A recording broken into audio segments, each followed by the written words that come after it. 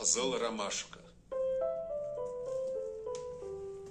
Ертеңгі таң нұрынан уянды ромашкалар. Елмайып, хәл сұрашып, күзгә күз қараштылар. Назлады жилаларны тибрәтеп акчукларын, таң сипті өсләренә хуш исле саф шыкларын. Чәчкәләр кәефләнеп, җай гына селкенделәр. Һәм кинәт шунда гаҗәп бер яңа хәл күрделәр. Ерак түгел моңаеп утыра ромашка кызы.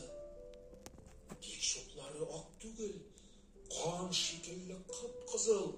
Ромашкалар бар да ак, аерылмый бер-береннән. Ничек булай бер үзе ул кызылдан киенгән? Әйттеләр, син сеңелкәй, нигә үзгәрдең, нишләдең? Нигә кызыл чукларың? Нидән алсу төсләрең? Оратуыбызның максаты бердән телнең матурлыгын күрсәтү, икенчедән Җәлил ул бары тик туган телендә генә язган, татар телендә генә шигырьләрне. Алар менә шуңа күрә халыкка беренче чиратта аның туган телендә барып җитсеннәр дигән максатны күреп инде бу. Тотып бу.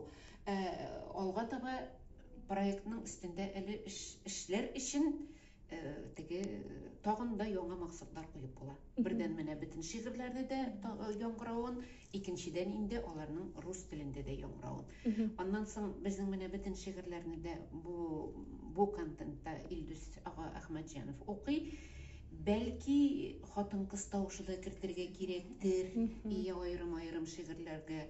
Бәлки инде менә калганнарын икенче кешеләрнең укуы, төрле кешеләрнең укуын кертергә кирәктер. Менә уйлыйбыз әле. Җир йөзе шундый киң, күңелле һәм якты. Тик төрмәм караңгы, ишеге йозаклы.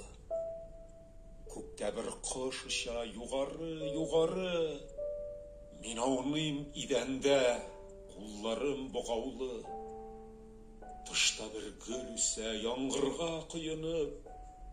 Мин кибәм, мин сулам, төрмәдә боегып. Мин беләм, бик татлы да яшәү тойгысы. Тик инде мин үләм, бу җырым соңгысы.